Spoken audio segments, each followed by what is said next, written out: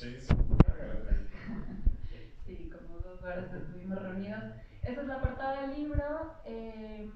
Bueno, hay un poco de los créditos como para agradecer a toda la gente que trabajó en el libro. En el índice pueden ver que hay varios textos, hay textos del equipo técnico, también sobre la fotografía, por ejemplo, que es un texto que escribió Enrique Cheriak, que hizo la fotografía. Bueno, podemos igual seguir pasando.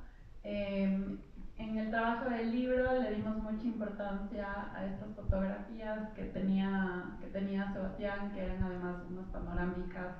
La imagen del libro realmente está increíble, no es solo por hacer propaganda y promoción.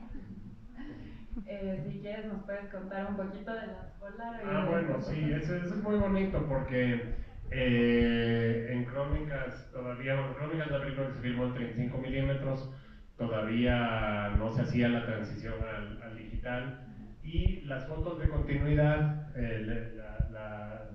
justamente la supervisora de script, Mariana Girondela, que es mexicana, ella hizo todo el trabajo de continuidad usando Polaroid, que en ese entonces era la manera más lógica y la mejor opción para realmente ir captando el look de cada personaje. Yo tengo carpetas y carpetas y carpetas, o sea, por cada escena y cada personaje hay una Polaroid.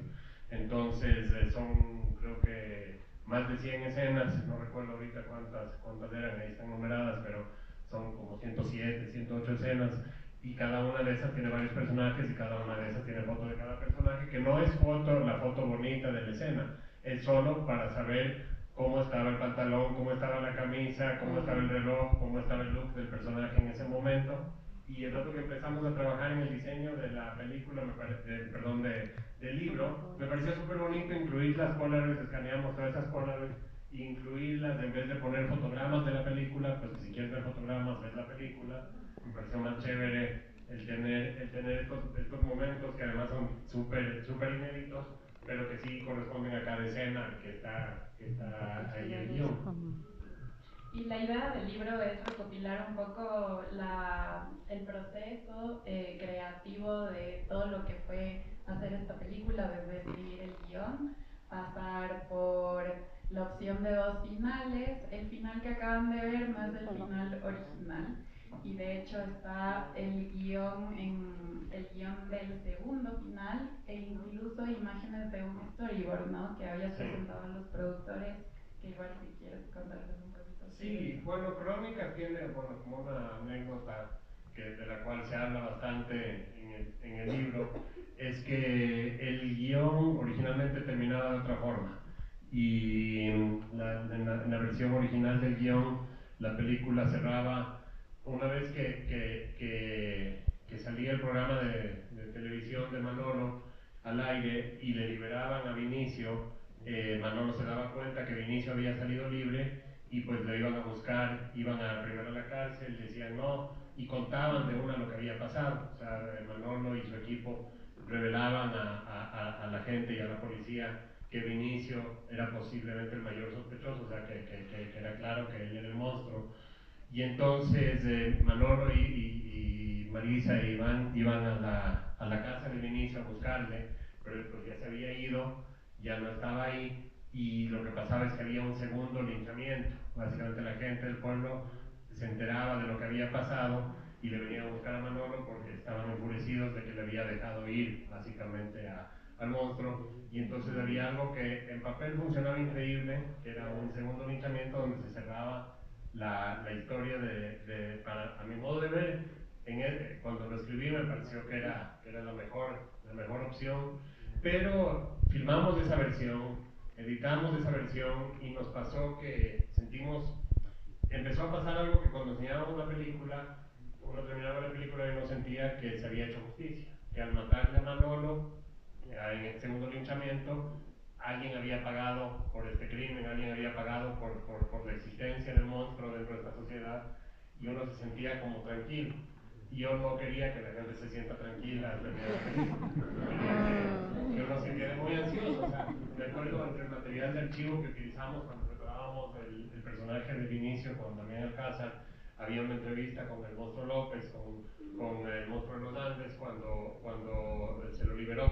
su condena, y es alguien que pues salió libre después de haber asesinado y violado a más de 200 niños, y niños y niñas, y que el rato que salió libre al cumplir su condena, pues él lo deportaron a Colombia, era colombiano, y ahí simplemente se perdió la pista de él.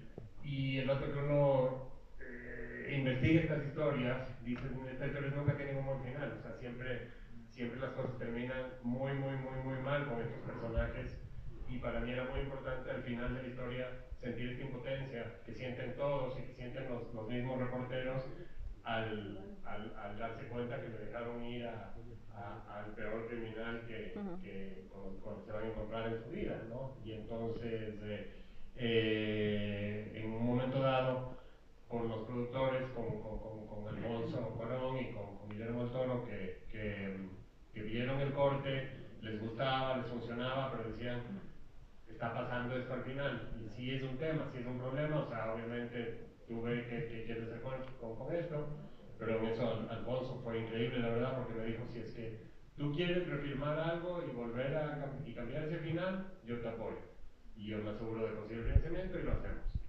Y para mí fue una oportunidad increíble, o sea, después de terminar de filmar una película, es decir, ¿puedo volver a filmar algo?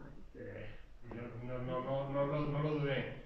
Entonces fue un día de rodaje en México, de hecho donde falseamos, el aeropuerto es el final, es desfalseado en México, en la carretera. Hay varias cosas que suceden en toda la escena del final, el encuentro con el detective, todo eso que filmamos allá, y que le da un final mucho más oscuro a la película. Es raro porque la peli empieza con mucho ruido, con mucha estridencia, y poco a poco va bajando, se va apagando, y al final hay casi un silencio absoluto, y se van. Y para mí eso era como muy importante temáticamente, y de todo eso pues se habla igual en el libro. Aproveché que estábamos haciendo el libro para publicar las dos versiones y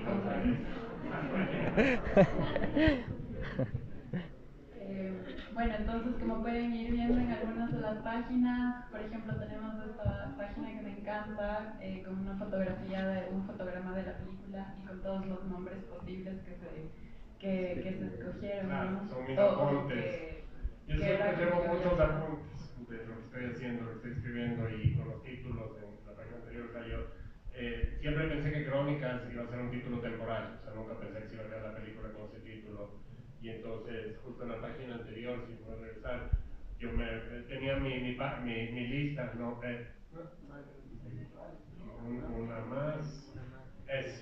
Ahí yo tenía mi lista de títulos que me gustaban, ¿no? Que Libre de Culpa, Confesión, Agua Estancada, Sin Pecados, que era una placa de un auto, el Diablo está entre nosotros, o sea, todo tipo de cosas que me iba anotando.